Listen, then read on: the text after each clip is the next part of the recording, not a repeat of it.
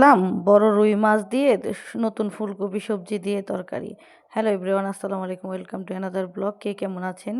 আলহামদুলিল্লাহ আমরা ভালো আছি। আজকে আমরা শুরু করতেছি নতুন আর কি মাছ দিয়ে নতুন সবজি দিয়ে রান্না করব। কারণ হইতেছে বড় মাছ দিয়ে এখন শীতকালীন যেই সবজি দিয়ে রান্না করি না কেন খুব ভালো লাগে। এখন আমি প্রথমে মাছটা ভেজে নিচ্ছিলাম। আমাদের ফ্যামিলিতে আবার মাছটা না ভাজলে কেউ খেতে চায় না। প্রথমে মাছটা ভেজে তারপরে এই যে ই পেঁয়াজ, কাঁচামরিচ এগুলি সুন্দর করে ভেজে একটু আদা রসুন দিয়ে একটু কষিয়ে নিতেছিলাম সুন্দর করে। কষিয়ে সিম, আলু, কফি এগুলি দিয়ে সুন্দর করে এখন কষাবো এখন নতুন নতুন সবজি দিয়ে যা রান্না করি তাই ভালো লাগে। আর ইদানিং তো সিম, আলু, কফি দিয়ে যেটা রান্না করি সেটাই স্বাদ লাগে। এত স্বাদ কেন? স্বাদ খেতেই ভালো লাগে। তো আমরা এখন রান্না করতেছি মাটির চুলায়। আর মাটির চুলায় খাবার খেতে অসাধারণ হয়।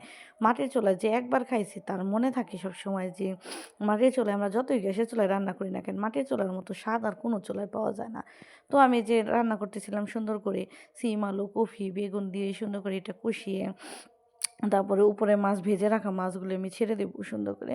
সুন্দর করে আমি এখন রান্না করে ফেললাম হলো সিম, আলু, কফির দিয়ে বড় বড় রুই মাছ দিয়ে ঝোল রান্না করলাম। কারণ এই ঝোলটা খেতে অসাধারণ, গরম গরম ভাতের সাথে আর ঠান্ডা শীতের সবজির সাথে দারুণ স্বাদ, দারুণ স্বাদ, খেতে দারুণ। আমার রেসিপিটা ভালো লাগলে প্লিজ আমার চ্যানেলকে সাবস্ক্রাইব করবেন। ধন্যবাদ। Thank you for your watching.